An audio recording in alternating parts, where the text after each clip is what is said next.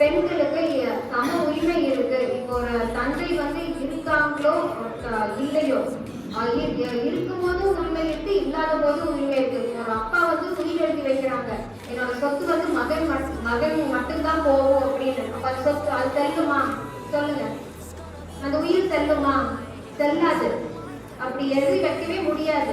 அந்த சொத்துல பெண்களுக்கு உரிமை உண்டு. அதுதான் அவங்க பிறக்கும் போதே அந்த உரிமை அவங்களுக்கு வந்துருது. ஸோ அதனால நீங்க அப்படிலாம் சங்கடப்படக்கூடாது.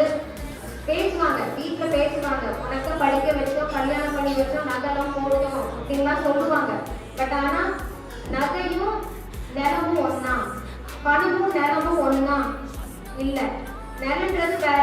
அதுதான் அது வந்து உங்களோட சுயமரியாதை. ஸோ அந்த இடத்துல நீங்க அதை விட்டு கொடுக்க கூடாது. அந்த லேண்ட் வந்து உங்களோட ரைட், லீகல்